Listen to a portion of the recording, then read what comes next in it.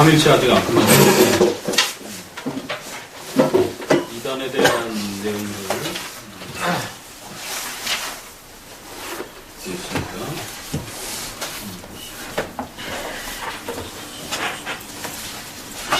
25장을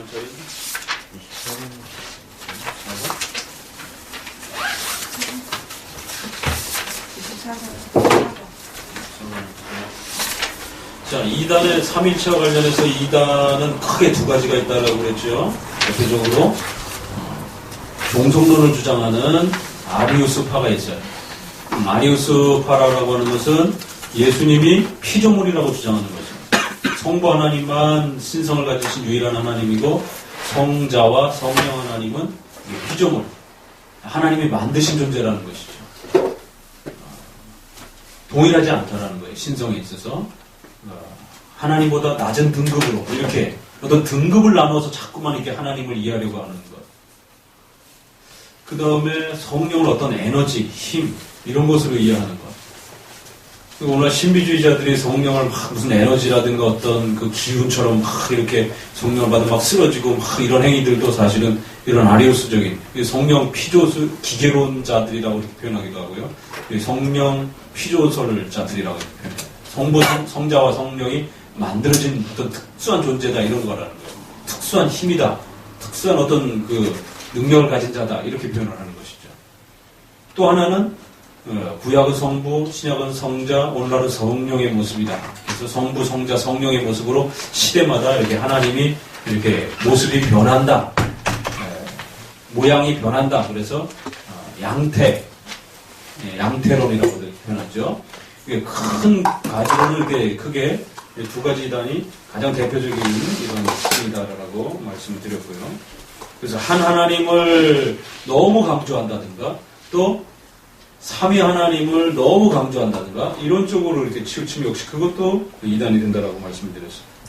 자, 그래서 이제 24번에 가보게 되면 성경에서 나오는 하나님이라는 명칭은 성부만 지칭하는 것이 아니라 그래서 한 하나님을 강조하려고 하는 사람들은 자꾸만 성부 하나님 쪽에다가 초점을 맞추든지 아니면 성자, 자유주의자들은 또 오늘날 자유주의자들은 인간이신 예수님 이것만 강조해요. 그래서 훌륭한 분이라는 거예요. 성인과 같이 살았던 분이라는 거예요. 그래서 그런 예수님을 본받자 뭐 이렇게 말하는 거죠. 그러니까 자유주의자들은 오늘날 예수님만을 또 이렇게 강조를 해요.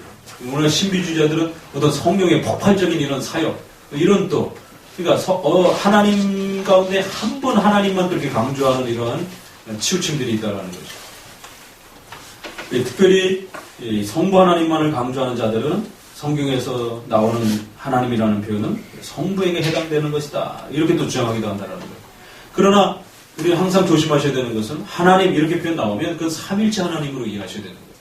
그러나 하나님 그리고 그 아들 예수 그리스도께서 이렇게 각 위가 구별돼가지고 하나님이라는 표현 외에 성령 하나님을 보내신다. 하나님이라는 표현 외에 성자 예수님이 나신다. 뭐 이렇게 표현하면 이 앞부분의 하나님은 반드시 성부 하나님을 뜻하는 것이다라는 거죠. 왜? 성자와 성령 하나님을 이렇게 비교해서 나왔기 때문에.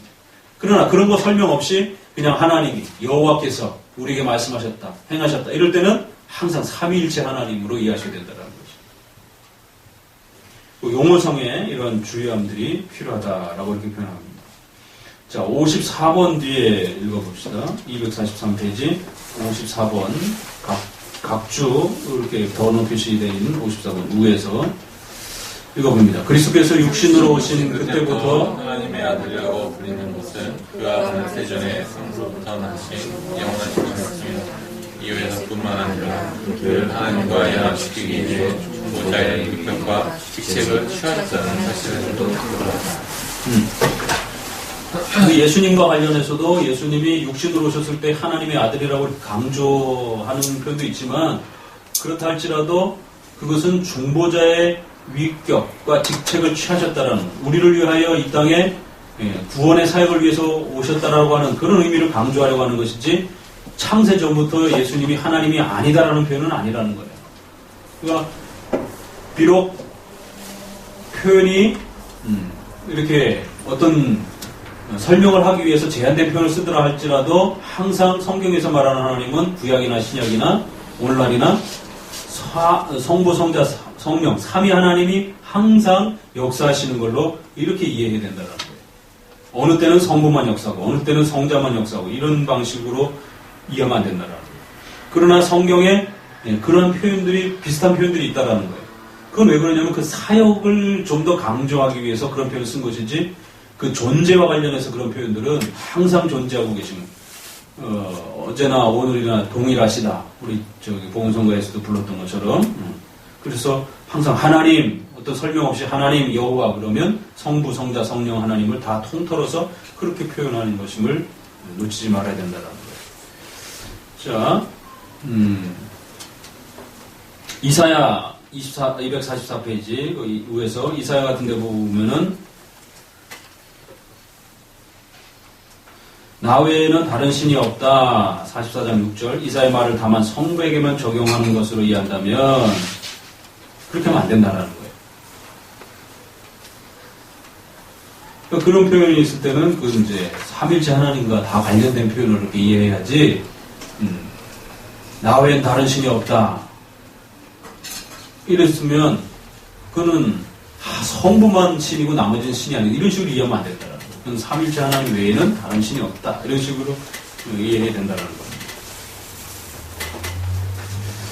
자, 그 밑으로 조금만 더 내려오면 왜냐하면 8째 줄 왜냐하면 왕으로서 또는 심판자로서의 위엄이 중보자의 전 인격에까지 미친다 하더라도 그가 육신으로 오신 하나님이 아니었다고 하면 하나님을 자기 자신과 충돌시키지 않고는 결코 그와 같은 높이까지 올려줄 수 없기 때문이다. 그리고 바울은 그리스도는 종의 형체를 취하시기 전에 벌써 하나님과 동등하신 분이셨다라는 사실을 가르침으로써 이 논쟁의 해결을 훌륭하게 마무리지어 놓았다. 그러니까 성경에 보면 예수님이 성부 하나님보다 자기가 낮은 존재다 이런 표현을 많이 써요. 아버지가 나보다 더 높으신 분이다 이런 표현들을 많이 쓰거든요. 그러니까 그런 표현은 성자 예수님이 인성을 가지셨기 때문에 인간이시기 때문에 인간적 표현에서 보면 그럴 수 있다라는 거예요. 그러나 신성을 가지신 성자 예수님이기 때문에 신성의 차원에서는 역시 성부와 동일하다라고 하는 사실을 놓쳐서는 안 된다라는 거예요. 그러니까 성경에서 그런 표현이 있다 할지라도 그게 어떤 배경과 문맥 속에서 그런 표현을 쓰고 있는지를 잘 고려하면서 성경을 봐야 된다는 거예요. 밑에서 둘째 줄 그리고 저들은 그리스도께서 성부 안에 있는 하나님이었다고 다른 구실을 내세웠지만 그것도 전혀 도움이 되지 못할 것이다. 우리는 순서와 지혜에 있어서 신성의 근원이 성부에게서 있다는 것을 인정하지만 그렇다고 해서 마치 성부가 성자의 신격의 원작자이거나 한 것처럼 본질이 성부에게만 고유하다고 생각하는 것은 용서할 수 없는 행위라고 단정한다. 그러니까 성부, 성자, 성령 하나님이 순서는 있어요. 서로가 사역하시는 데 있어서 질서가 있기 때문에. 그러나 마치 성부가 성자와 성령을 만드신 근원처럼 이렇게 말하면 안 된다는 거죠. 원작자. 성부만이 그런 창조주인 것처럼 이렇게 표현해서는 안 된다는 거죠.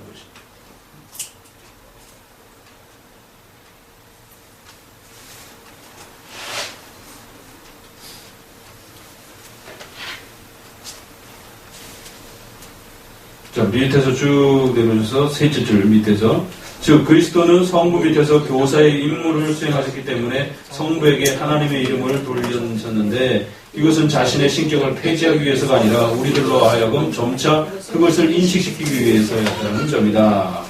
그래서 때로는 성자께서 성부를 더 높이시는 이런 표현들 또 성령께서 성자와 성부와 성자로부터 내가 보냄을 받았다. 그래서 마치 자신이 파송받았다 이런 표현을 써서 어떤 누구의 명령에 이렇게 순종하는 표현을 쓰고 있는데 그러나 그것은 등급이 낮기 때문에 그런 표현이 아니라 사역의 그런 순서를 강조하기 위해서 그런 표현을 쓰고 있음을 조심하셔야 된다는 거예요. 그렇기 때문에 삼위 하나님은 항상 공통적으로 서로 신성을 소유하신 그러한 각각의 하나님이심을 놓쳐서는 안 된다는 거예요. 읽어봅니다. 그러나 저들은 이 문제에 있어서 속고 있는 것이 분명하다. 왜냐하면 이 객체의 각자는 본질에 분리된 일부분을 공유한다고 저들은 생각하고 있기 때문이다. 그러나 우리는 성경에 입각해서 하나님은 본질에 있어서 하나이시니 그렇기 때문에 성자 성령의 본질이 비발전적인 것이라고 가르친다. 그러나 성부는 순서상의 처음이시며 앞에서도 말한 것처럼 자신으로부터 자신의 지혜를 낳으셨기 때문에 모든 신성의 기초가 되시며 원천이라고 생각되는 것은 당연한 일이다. 그 성부, 성자, 성령이 마치 만들어진 것처럼 이렇게 표현하면 안 되고 만들어지지 않은 것처럼 비발생적인 것처럼 이렇게 우리는 표현해야 된다는 거예요. 그리고 신성을 이렇게 조금씩 나눠 가지고 있는 그런 것도 아니라는 거예요. 그러니까 각각의 그 성부, 성자, 성령 하나님이 각각의 완전한 그런 신성을 서로 소유하고 계신 또 독립적인 또 그런 분이라는 거죠. 그러나 순서에 있어서 처음이시며 또 이렇게 표현할 수 있다는 것이에요. 성부가 그 모든 것들을 시작하셨다 이렇게 표현할 수도 있고 또 성부가 예수님을 영원히 낳으셨다 또 성령을 영원히 보내신다 그래서 이렇게 보내시고 낳았다 이런 표현들이 그 삼위 하나님이 어떻게 그렇게 존재하는지 우리는 이해할 수 없어요. 그래서 영원히 이렇게 낳으시다 영원히 보내시다 그 삼위 하나님의 그 관계가 아주 그런 심묘막직한 형태로 이렇게 서로 존재하고 서로 이렇게 관계하고 계신다는 것이. 그러면서도 그 삼위 하나님은 한 하나님이라는 것이. 쭉 내려오셔가지고 두 번째 줄 좀 내려오셔가지고 저들은 어리석게도 우리의 이 견해가 마치 사위일체를 뜻하는 것이라고 하는데 그러니까 성부, 성자, 성령 하나님이 있고 이 셋이 합쳐가지고 또 다른 어떤 하나를 만든 것처럼 이렇게 되면 사위가 되잖아요. 성부, 성자, 성령 있고 합쳐진 또 하나의 존재가 있고 뭐 이런 식으로 이해도 안 된다는 거죠. 그러니까 성부, 성령 하나님이 계시면서 동시에 그 세 분은 한 분 하나님이시다라는 거예요. 그런 분으로 계시다는 거죠. 이와는 반대로 밑에 두세 줄 아래 이와는 반대로 우리의 여러 저작에서 명백하게 볼 수 있는 것은 우리는 위를 본질에서 분리시키지 아니하고 오히려 삼위를 구별하되 그 각자가 본질 안에 그대로 머물러 있도록 한다는 것이다. 각각의 그 위격, 각각의 하나님이 서로의 각각의 완전성을 보존하면서 또 역시 한 하나님으로 그렇게 존재한다는 거예요. 247페이지 셋째 줄 그러나 그 위들은 본질 없이 혹은 본질을 떠나서 존재하지 않기 때문이다. 그러니까 삼위 하나님은 그 하나님 한 하나님이라고 하는 그 본질, 본체라고도 하죠. 그 한 하나님이라고 하는 동일한 본질을 떠나서는 또 존재하는 게 아니라는 거죠. 성부는 같이 있습니다. 그가 하나님이 아닌 한 성부가 될 수 없습니다.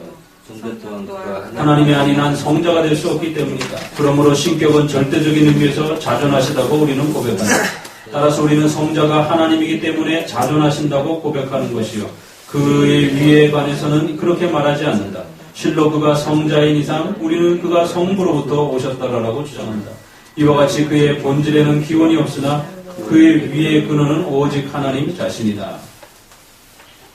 마치 신성의 이러한 그 본질이 어디서부터 만들어지고 뭐 출발하고 이렇게 표현하면 안 되고 그 하나님이라고 하는 신적 본질은 한 분 하나님이신 영원한 그 자를 지키고 있다라는 거예요. 그러면서도 동시적으로 성부, 성자, 성령 하나님이 신격이 서로 구별되어 계신 그런 하나님이 존재한다는 거예요. 그러니까 이 말이 사실은 계속 같은 말을 표현하는 거예요. 3이 니꼬로 1, 1이 이꼴 3. 1하고 3이 같다라는 거예요. 그렇기 때문에 논리적으로는 이해하지 않지만 성경에서 그렇게 가르치기 때문에 그 내용을 받아들일 뿐이라는 겁니다. 이렇게. 자, 26번. 성육신 하신 말씀이 성부에게 종속되었다는 증거는 하나도 없다. 읽어봅니다. 그리스도께서 본래 하나님이라고 하면 그를 하나님의 아들이라고 부르는 것은 잘못된 것이라고 저는 반대하고 있다. 이에 대해 나는 한 위와 다른 위를 비교할 때 하나님이라는 칭호는 사용되지 않고 신격의 근원이신 성부에게 한정됐다고 대답한다. 그러니까 한 위가 다른 위, 그러니까 성자와 하나님 이렇게 표현되면 그 하나님이라는 표현은 성부에게 이렇게 해당이 되는 표현일 수 있다는 거예요. 그러나 그런 구별 없이 그냥 하나님, 여호와 이렇게 나오면 그건 삼일체 하나님으로 이해된다는 거예요. 밑에서 둘째 줄 순서의 원리에 의해서 그렇게 사용되어진다. 248페이지도 보게 되면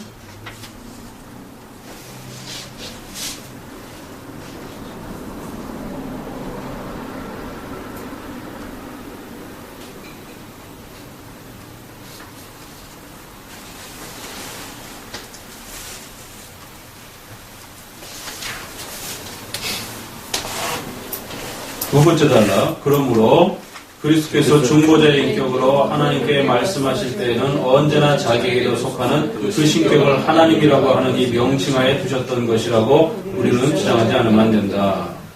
비록 예수님께서 아버지가 더 높다. 또 나의 아버지께로 감을 기뻐한다. 아버지는 나보다 크심이다. 이런 표현들을 쓴다라는 거예요. 왜? 그 사역 때문에. 그러나 그 본질에 마치 신성이라고 하는 그 본질에 어떤 등급이 있는 것처럼 그런 의도로 사용하신 건 아니라는 거예요. 밑에서 둘째 줄 읽어봅니다. 그러므로 하나님이라는 이름을 성부에게만 한정시키고 성자에게서는 이를 배제한다는 것은 비합리적인 것이며 부당한 일이다. 이것 때문에 요한은 읽으세요. 그리스도께서 249페이지 첫째 줄 바로 참되신 하나님이시라고 선언하였는데 이것은 아무도 그리스도를 성부보다 못한 제2위의 신격을 소유하신 분으로 생각하지 못하도록 하기 위했다. 거기 이들 새 신들의 날조자들이 그리스도를 참되신 하나님이라고 고백하면서도 즉시 그를 성부의 신격에 배제하고 있는 것은 무엇을 의미했는지 나는 의심스럽다. 그래서 예수님을 성령 하나님을 성부 하나님보다 좀 낮게 등급이 있는 것처럼 이렇게 표현하는 그런 많은 것들은 항상 주의하고 거절해야 된다는 거예요. 그러니까 오늘날 자유주의자들이 예수님을 성부 하나님 신보다 좀 낮은 존재를 이렇게 표현하는 신비주의자들이 성령을 마치 에너지와 힘으로 이렇게 이해하는 이런 모든 부분이 다 여기 해당이 되는 거예요. 반대자들은 이레니우스를 잘못 사용한다. 이게 초대 교부입니다. 왜냐하면 이레니우스가 어떻게 말했는가 봅시다. 저들은 그리스도의 아버지가 유일하시며 영원하신 이스라엘 하나님이라고 주장한 이레니우스에게서 많은 기저를 수집하였다. 이것은 저들이 수치스러운 무지를 드러내는 것이며 극단적인 부패를 보여주는 것이다. 셋째 줄 아래 보면 일종의 유령을 상상하였던 광란자들을 다루고 있다. 아주 악한 자들이다. 그 밑에 줄 보면은 즉 성경에서 계시된 하나님은 그리스도의 아버지 위에 다른 하나님이 아니라는 것과 다른 신을 상상한다는 것은 사악한 행위라는 것을 명백히 하는 것이다. 여기서 그리스도와 그 제자들이 높인 하나님과 다른 이스라엘의 하나님은 있을 수도 없다고 그가 자주 주장하는 것은 조금도 놀라운 일이 아니다. 그래서 우리는 또한 현재 다른 오류에 대하여 반대해야 할 경우 옛날 족장들에게 나타나신 하나님 바로 그리스도였다는 것을 신실하게 주장할 수 있는 것이다. 그러니까 이레니우스가 때로는 예수님이 조금 낮은 분인 것처럼 이렇게 표현하는 부분이 있을 수 있다는 거예요. 그러나 그건 사역, 중보 사역을 하시다 보니까 인간의 몸을 취하신 그 자체가 성부보다 낮은 거예요. 왜 성부는 영적인 존재로만 계시지만 성자는 인간의 유한한 한계가 있는 배고픔을 느끼고 지치는 그런 인간의 몸을 가지고 있단 말이에요. 그럼 당연히 영적 존재보다 뒤떨어질 수밖에 없는 거죠. 그러니까 그런 중보 사역과 관련, 구원 사역과 관련된 면에서 표현할 때는 우리가 얼마든지 그런 표현 쓸 수 있다는 거죠. 이레니우스가 혹시라도 예수님을 그러한 사역적인 표현에서 그렇게 쓴 것에 대해서 그렇게 오해해서는 안 된다는 거예요. 250페이지 셋째 줄 위에서 여기 성경에서 절대적으로 또는 아무 구별 없이 하나님이라고 불리신 분은 참으로 유일하신 하나님이시다. 그리고 그리스도야말로 절대적인 의미에서 하나님이라고 불리셨다. 두 번째 단락 이외에도 다른 곳에서도 신자들과 사도들은 성자와 성부를 다 같이 하나님으로 불렀다고 주장하고 있다. 역시 이레니우스도 계속 이런 주장을 펼치고 있다는 것이죠.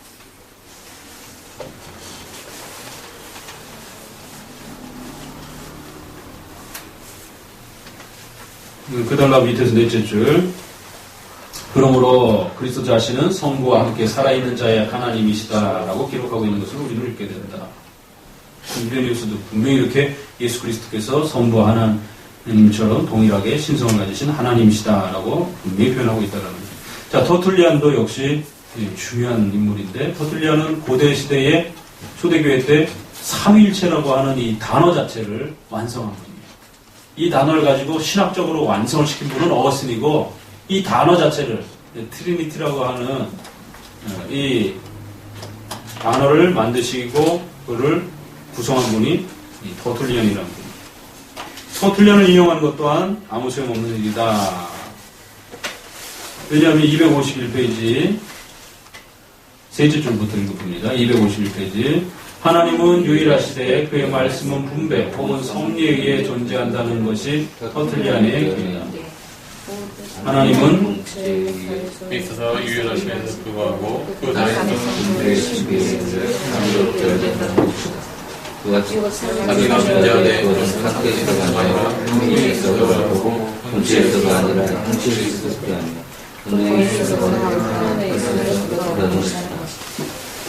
그러니까 분배와 좀 어려운 말인데 분배와 그런 어떤 섭리에 있어서 그렇게 삼위로 배열되어 있다. 본체에 있어서가 아니라 형식에 있어서 그러하다라고 하는 표현을 쓴다라는 것이. 이게 무슨 말이냐? 실로 그가 말한 대로 자기는 성자를 성부 다음 가는 분이라고 주장하지만 이것은 다만 위를 구별할 때에만 적용하는 것이라고 주장해요. 그러니까 역시 터툴리안도 약 사역과 관련해서 그런 표현을 쓸 때는 이런 표현을 썼다는 거예요. 근데 이거를 고려하지 않고 그냥 그 문장만 딱 떼어가지고 예수님이 마치 좀 더 낮으신 분이다. 이렇게 표현하는 거로 이렇게 주장하는 거는 그건 잘못된 주장이라는 거죠.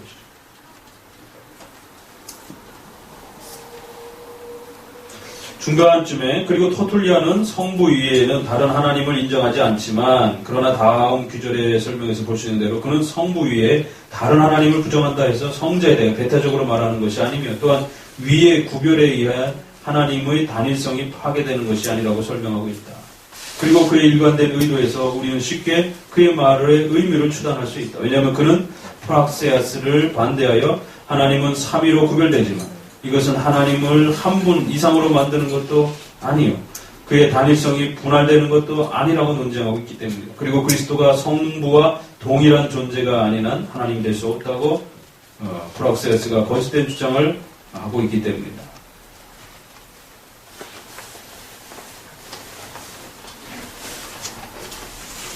그러니까 자꾸만 성자를 좀 더 낮은 등급으로 이렇게 보려고 하는 그런 반대자들이 있었기 때문에 그때마다 터툴리안도 그렇고 이레니우스도 그렇고 3위로 구별되지만 그렇다고 해가지고 이것은 하나님을 한 분 이상으로 만드는 그런 어떤 여러 신이 있는 것처럼 이런 표현도 아니고 3위를 구별해서 표현하지만 그럼에도 불구하고 한 분 하나님이라는 사실을 놓치지 않는다는 거예요.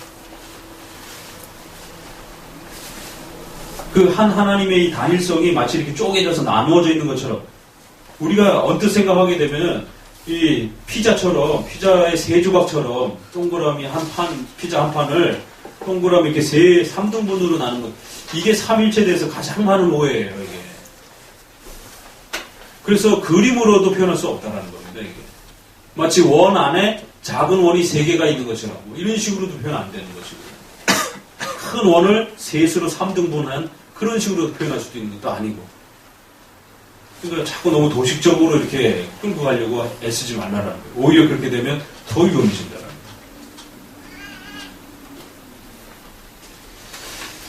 자, 29번으로 넘어가봅니다.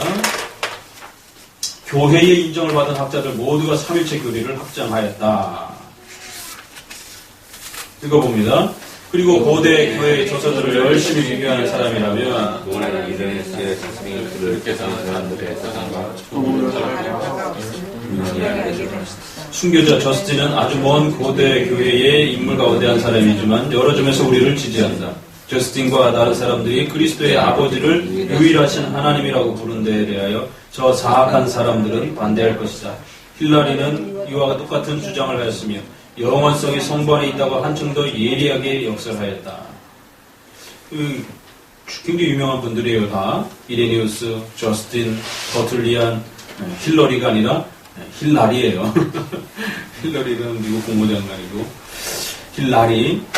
그 다음에 두 번째 단락 또 이그나티우스. 이런 분들이 다 중요한 분입니다.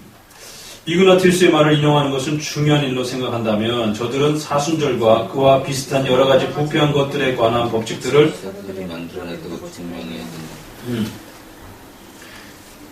이그나티우스의 이름으로 발표되어 온 수치스럽고 불합리한 것들보다 더 욕된 것은 없을 것이다. 그러므로 속이기 위해 거짓으로 자신을 위장한 저들이 파렴치하면 더욱 참을 수가 없는 것이다. 실로 고대인들이 서로 일치했다는 점을 다음과 같은 사실에서 명백하게 알게 된다. 니케아 회의로 가보자라는 거예요. 여러분, 지금까지는 니케아 회의 앞에 사람들이고 325년 니케아 회의로 가게 되면 바로 아리우스가 등장한다는 거예요. 히럽 교부들이나 라틴 교부들 중 어느 한 사람도 자기와 이전 학자들과의 의견이 일치하지 않는다고 해서 변명하지 않았다. 이 약한 사람들이 가장 적대시하였던 어거스틴이 고대인들의 저작들을 얼마나 조심스럽게 검토하였으며 얼마나 존경하는 태도로 그 저작들을 받아들였는가에 대해 말할 필요 없다. 확실히 그는 작은 문제에 있어서도 교부들과 의견을 달리할 경우가 있을 때는 그 의견을 달리하지 않으면 안 되었던 이유를 설명하는 것이 보통이었다.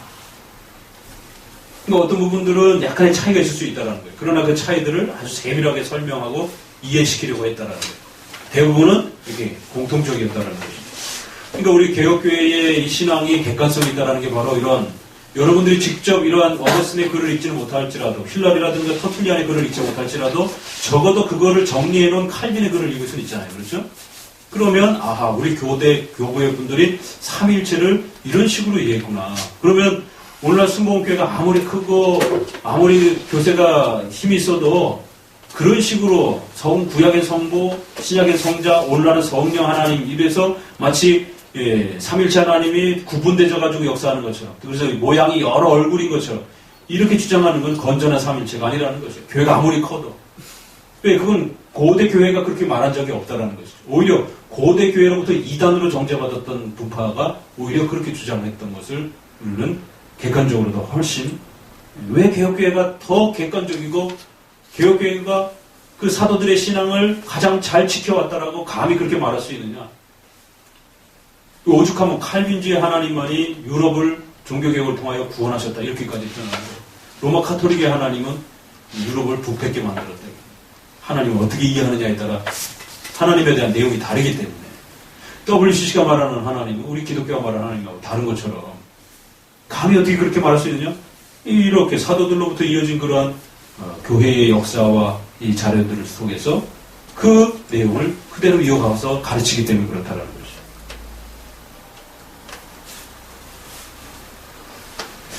어거스틴은 이제 그 유명한 그리스도의 교리에 대하여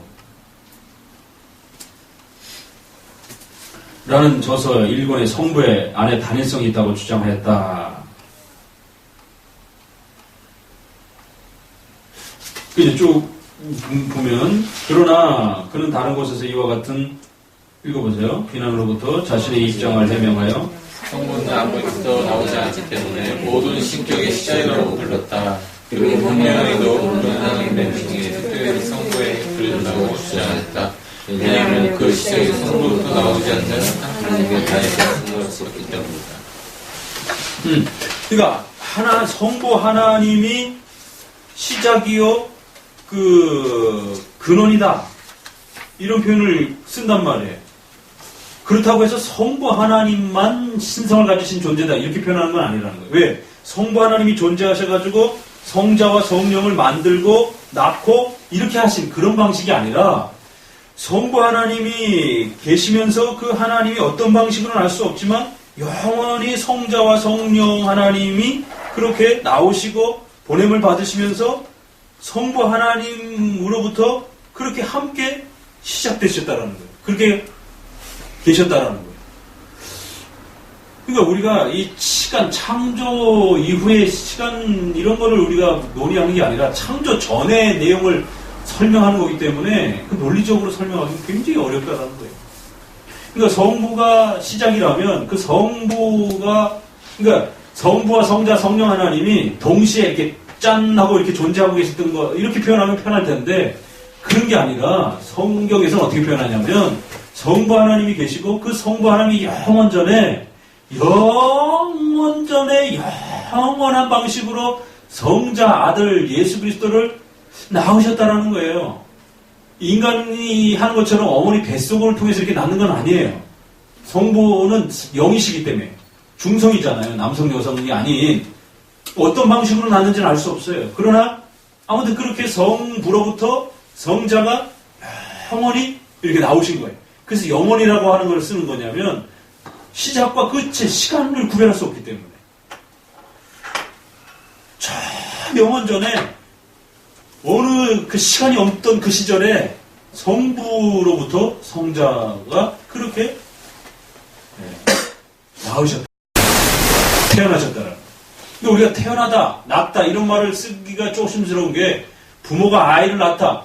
이런 것에 대한 등급의 개념이 오해가 생길까봐 그게 주의가 하는 거예요. 그렇지만 그 어떤 하나의 생명체에서 하나의 생명체가 서로 이렇게 존재하는 거예요. 그런 편에서는 뭔가를 낳았다, 태어났다 이런 표현이 좋다라는 것이죠. 그걸 이렇게 빌려 쓰는 것 뿐인 겁니다. 부모가 자식을 낳는 것처럼 그런 개념을 빌려 쓰는 게 아니라 뭔가 한 생명체에서 또 다른 생명체가 이렇게 분리돼서 서로 이렇게 존재하시고 계시는 것입니다. 그러니까 동시적으로 세 분이 이렇게 쫙 존재를 각각 독립해서 존재했다라면 우리가 그런 오해가 없지요. 근데 성경에서 그렇게 영원전에 성부 하나님이 계셨는데 그 성부 하나님 다음에 성자가 성령이 존재하고 이런 게 아니라 성부 하나님이 존재하시면서 어느 시점부터 존재했는지는 알 수가 없어요. 존재하시면서 영원히 성자를 그렇게 낳으시면서 그렇게 존재하고 계시더라고요. 그리고 또 성령을 보내시면서 그러니까 어떻게 보내시고 어떻게 낳으셨는지는 그는 영적 존재이기 때문에 우리는 물질적인 존재를 낳고 보내는 거로 생각한단 말이에요. 그러나 지금 여기서 말하는 것은 영적인 존재가 서로 영적인 존재에게 이렇게 태어나라라고 말하고 또 나가라라고 말하는 그런 방식으로 서로 삼위일체 하나님이 그렇게 영원전에 존재하고 계셨더라는 것이. 그 정도까지만 안 자라는 거예요. 더 깊이 들어가면 이제 못 빠져나옵니다. 아무튼 성부, 그래서 성부를 우리가 시작이요 근원이라 이렇게 표현할 수는 있지만 그 말을 쓴다고 해가지고 성부가 성자 성령을 만들어낸 것처럼 이렇게 표현해서는 안 된다는 거예요. 그러니까 서로가 그러니까 니케아 신조에서 보게 되면 그래서 참 빛이요 하나님으로부터 나온 하나님이시요 이런 표현을 쓴단 말이에요. 그러니까 하나님에게서 나왔는데 그대로 그 신성과 동일한 하나님이라는 거예요. 참 묘하죠. 그러니까 우리는 뭔가를 낳았으면 낳은 자가 더 부모잖아요. 그렇죠? 근데 영원전에 뭔가 신으로부터 뭐가 나오셨는데 그도 영원한 동일한 신이라는 거예요. 거기에서 영원한 생명이 보내졌는데 또 동일한 신성을 가지신 성령이시더라는 거예요. 이게 참 이런 묘한 부분이 있다 보니까 한 부분의 단어만 보면 굉장히 오해가 발생이 될 수 있다라는 거예요. 설명할 때.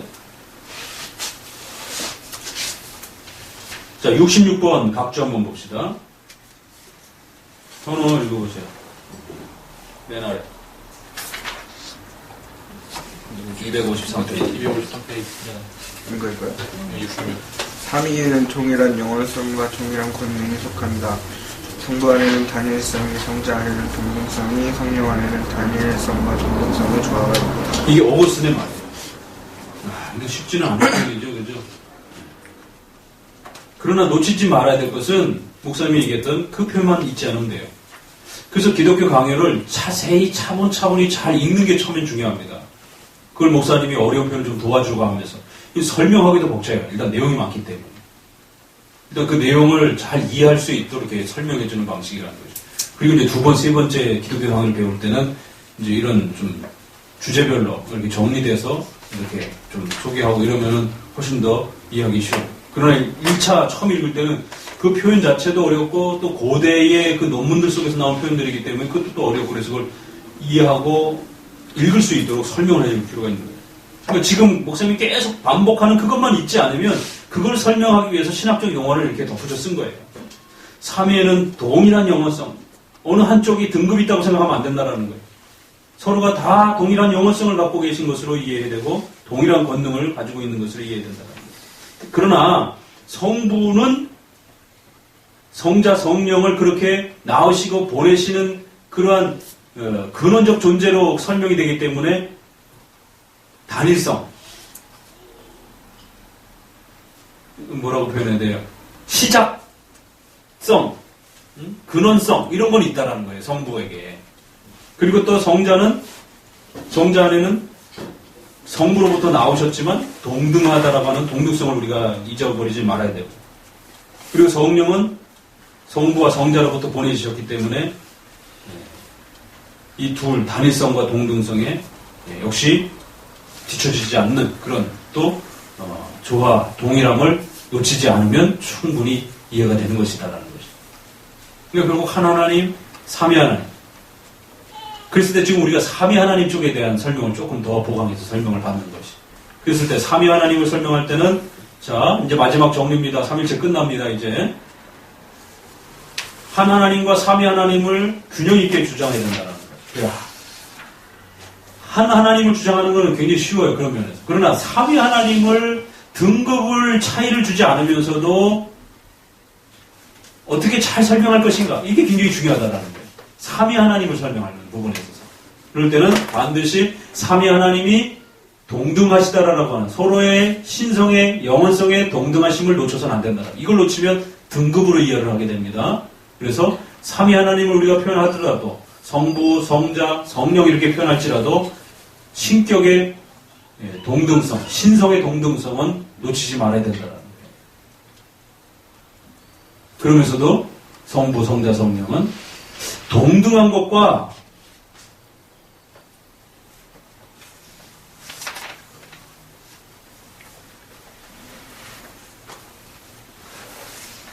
동등한 것과 구별이 있는 건 조금 차이가 있어요. 동등해요.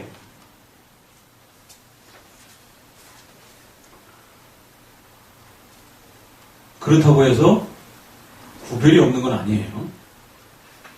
이런 데 정도에서는 우리가 인간 삶을 표현할 수도 있는 것이에요. 남녀가 동등해요. 그렇죠? 그러나 남자, 여자는 분명히 구별되어 있습니다. 남자가 애를 낳을 수 없어요. 그건 분명히 구별되어 있잖아요. 그렇죠? 그러니까 성부, 성자, 성령 하나님이 신성이라고 하는, 하나님이시라고 하는 이 신적 성품에 있어서 동일하시다. 그러나 성부, 성자, 성령 하나님은 각각 다르다라는 거예요. 왜? 예수님이 십자가에 죽으실 수 있는 그런 중보자이시고 성령 하나님은 우리에게 이 신앙의 이러한 열매들을 맺을 수 있도록 또 협력하시고 도우시는 그런 하나님으로서의 사역을 감당하시고 성부 하나님은 이 모든 신적 작전과 계획들을 이루시고 그것을 또 선언하시고 그러한 것들을 시작하시는 또 계획자예요. 주관자라는 것이. 성부 하나님에 해당되는 것을 성자 예수님에게 돌려서는 안 되는 거예요. 사역을. 왜 다른 분이니까. 그래서 삼위를 표현할 때는 신적 성품의 동등함을 잃지 말아야 돼요. 그걸 잃게 되면 등급이 있는 것처럼 오해될 수 있기 때문에. 그러나 그렇다고 해서 또 반대로 성부, 성자, 성령 하나님을 똑같은 분처럼 다른 모습인 것처럼 이렇게 표현해서도 안 된다는 거예요. 분명히 서로 각각 다른 분이다라고 하는 것은. 같은 분이 아닙니다. 그러니까 어느 때는 같다라고 말하면서도 어느 때는 또 다르다라고 우리가 이렇게 표현한단 말이에요. 그러니까 제3자가 들을 때는 당신 도대체 뭘 말하는 거야? 아니 같다와 다르다를 동시에 말하면 도대체 그게 뭡니까? 그래서 그게 논리학에서는 거짓이 되는 거예요. 참을 참이라고 말해야 참이 되는 거예요. 그렇죠? 거짓은 거짓이라고 말하면 그게 진짜 참인 거예요. 거짓말이긴 하지만 잘못된 걸 잘못된 것이라고 말하니까. 그러니까 예를 들면 그거예요. 물은 물이에요. 그건 참이에요. 그렇죠? 독약은 독약입니다. 나쁜 거지만 독약을 독약이라고 말하는 건 참이에요. 그렇죠? 그런데 물과 독약을 함께 넣으면 그건 물이 됩니까? 독약이 됩니까? 그건 거짓이 되는 거예요. 논리상. 그건 참이 될 수 없다라는 거예요. 거짓말이 되잖아요. 둘 중에 하나는 틀린 거니까. 논리상으로 참이 될 수 없다라는 거예요. 더하기 빼기 마이너스는 뭐예요? 엉망진창이 되는 거죠. 더하기 더하기고 빼기 빼기가 돼야 되는 건데. 근데 깨끗한 것과 더러운 것을 섞어 놓으면 그게 깨끗한 게 됩니까? 더러운 게 됩니까? 더러운 것이 되는 거예요. 결론적으로. 거짓이 되는 거예요. 그러니까 그렇게 말해서는 안 된다는 겁니다. 논리적으로는. 논리적으로는 물은 물이고 독은 독이다라고 말해야 그게 우리가 말을 할 때 알아듣는 거예요. 그러니까 목사님이 이렇게 말하니까 못 알아듣는 겁니다. 지금 3일째로 말하니까. 왜? 목사님이 뭐라 얘기를 하냐면 이게 이거 물인데 먹어. 이거 독약이니까 먹지 마. 이렇게 말을 해야 독약이니까 먹어. 이렇게 말해야 이게 서로 논리가 통해서 서로 사람이 커뮤니케이션이 되는 거예요. 근데 이게 독약이고 이게 물인데 먹어. 그럼 이게 독약이야 물이야? 앞뒤를 막 섞어서 말을 하면 그 거짓말이 되는 거예요. 일맥상통하게 논리가 통해야 그게 참이 되는 거예요. 그래 사람이 알아듣는 겁니다. 1 더하기 1 더하기 1은 2, 2 더하기 1은 3, 3 더하기 1은 4. 그러다가 갑자기 5 더하기 1은 0. 이래 말해버리면 상대방이 못 알아듣는다는 거죠. 인간의 이성상. 그래서 우리가 삼일체를 이해할 때는 그런 식의 논리로 자꾸만 이해하려고 애쓰게 되면 삼일체를 이해를 못한다. 다만 삼일체는 어디까지 설명하고 어떤 방식으로 설명하는지를 이해하시면 되는 거예요. 그게 논리적으로 이해될 내용은 아닙니다. 다만 그러니까 이거는 여러분이 착하고 똑똑하고의 문제가 아니에요. 인간의 이성을 넘어서는 얘기를 목사님이 하니까 못 알아듣는 거예요. 그럼 이걸 알아듣기 위해서는 어떤 방법을 취해야 되느냐? 그걸 가르쳐 드리는 겁니다. 논리적으로 안 맞는 얘기를 우리가 어떻게 받아들일 수 있는 것인가? 그것은 성경에서 설명하는 그 방식이 무엇인지를 이해할 필요가 있는 거예요. 그 자체는 이해는 안 됩니다. 그러나 어떤 방식으로 설명하는지에 대한 그 설명의 방식과 모양들을 우리가 간직하면 되는 거예요. 그랬을 때 성경에서는 한 하나님을 말을 해요. 그리고 성경에서는 그러면서도 성부, 성자, 성령 하나님을 얘기를 해요. 그런데 이 성부, 성자, 성령 하나님은 한 하나님이라고 그렇게 말하더라는 것이죠. 비록 그게 논리적으로 이해되지 않지만 두 가지를 다 가지셔야 된다는 거예요. 그리고 성부, 성자, 성령 하나님을 특별히 말할 때는 등급으로 나눠서 그렇게 설명할 오해 여지들이 성경에 많이 있단 말이에요. 그런 표현들. 사역의 독특성 때문에. 여자가 아이를 낳았다. 그렇다고 해가지고 남자가 더 높은 존재입니까? 그런 건 아니에요. 다만 사역적인 면에서 여자의 독특한 사역이 그런 사역을 했을 뿐인 겁니다. 남자가 100kg를 들어 올렸다. 라고 해서 남자가 더 위대한 존재입니까? 그런 건 아니라는 거예요. 그 남자가 가지고 있는 그 사역의 독특함, 근육의 그런 독특함 때문에 그렇게 표현할 수 있다는 거예요. 그런데 남이 듣기에는 남자가 여자보다 100kg를 들었다. 이러면 당연히 등급의 차이가 있는 것처럼 보이죠. 또 더 나아가서는 여자가 어떤 생명을 또 만들었어. 이러면 남자가 등급이 떨어지는 것처럼 여자가 더 위대한 존재처럼 느껴질 수도 있어요. 왜? 여자는 생명을 이렇게 낳잖아요. 그렇죠? 그러니까 그런 거는 사역면에 있어서 우리가 오해의 소지가 충분히 있을 수 있다는 거예요. 그래서 성경에서도 삼위 하나님의 사역을 설명할 때 우리 인간에게 설명을 해야 되다 보니까 그런 오해가 있을 수 있지만 설명하는 거예요. 왜? 인간의 구원의 사역들을 위해서 하나님이 사역하셨으니까 그런 오해가 있을 수 있지만 그러나 그런 오해를 막으면서 삼일체를 이해해야 된다. 그래서 삼일체를 등급이 있는 것처럼 그렇게 이해해서는 안 되고 반드시 동등성을 항상 존중하면서 삼위 하나님의 사역을 성경을 통해서 읽으시라는 거예요. 그러나 또 동등성에 또 너무 치우치게 되면 이거 같은 하나님 아니야? 이런 또 혼동이 생길 수 있다는 거예요. 그러니까 같은 하나님으로 이렇게 오해될 소지가 있을 때는 반드시 구별해서 읽으시라는 것이죠. 그러니까 이 훈련을 하셔야 됩니다. 이 훈련이 안 되게 되면 자칫 잘못하면 동등성에 너무 치우치게 되고 자칫 잘못하면 구별성에 너무 또 치우쳐버리게 된다는 것이죠. 그러니까 이것은 교리적으로 교리 공부를 통해서 계속해서 훈련할 필요밖에 없는 거예요. 그리고 설교를 들을 때 한 하나님과 삼위 하나님을 그렇게 목사님이 균형 있게 설교를 해주게 되면 성도들이 자꾸 듣다 보면 삼위일체 하나님을 정확하게 어느 정도 성경에서 설명하는 것까지 이해할 수 있다는 것이죠. 그래서 초신자들에게는 어떻게 설명하는 거냐면 예수 그리스도를 믿어야 구원받는다라고만 말하는 겁니다.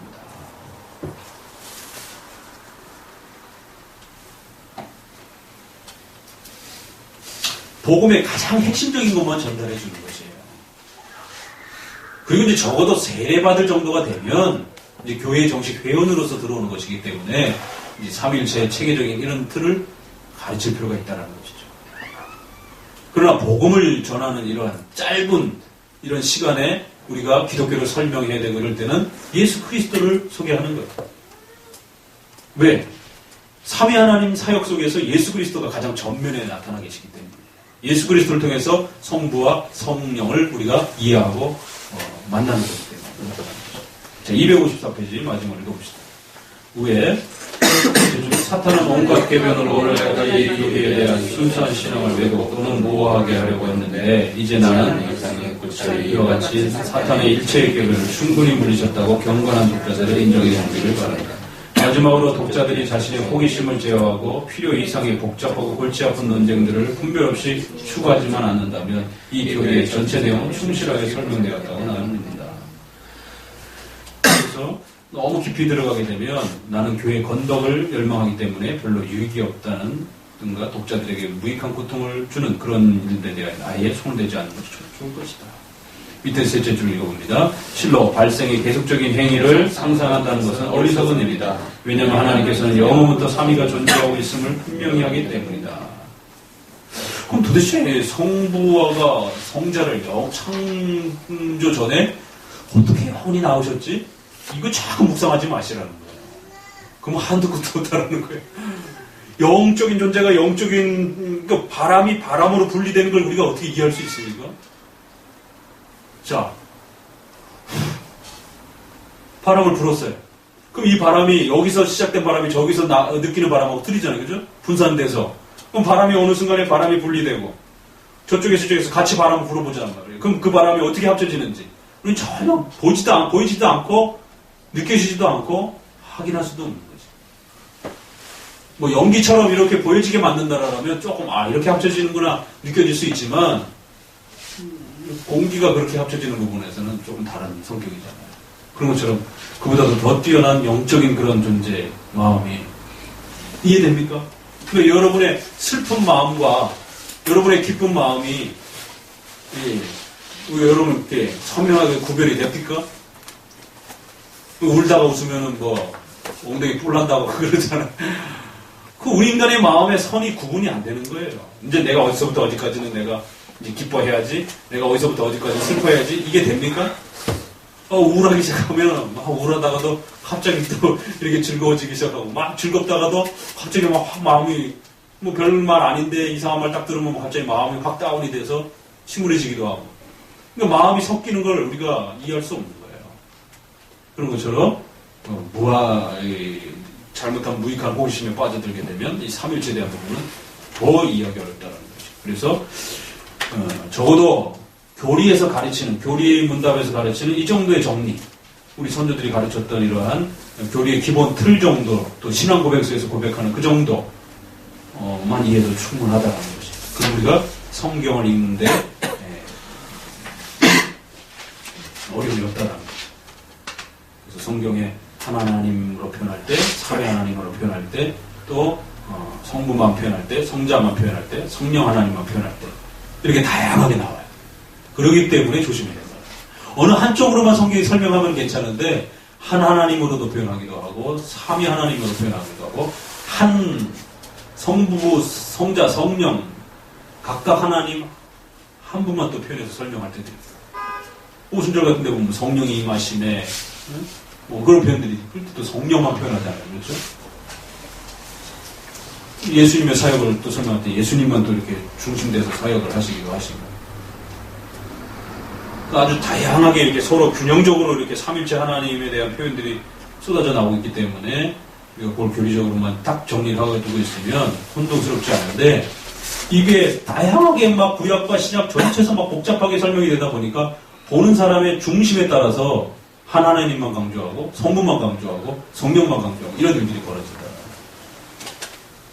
그래서 교리 공부를 통하여 그 균형을 잡는 법을 훈련하고 또 성경을 보고 또 교리 문답 공부를 하고 이렇게 자꾸 반복하게 되면 이제 균형이 잡힌다는 거죠.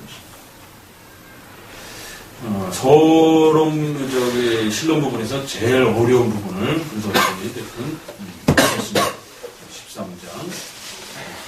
다음부터는 좀 더 재미있는 하나님의 주권과 창조에 대한 이런 천사, 사탄에 대한 이런 좀 더 재미있는 내용들이 좀 더 이제 후반부에 소개가 될 것입니다.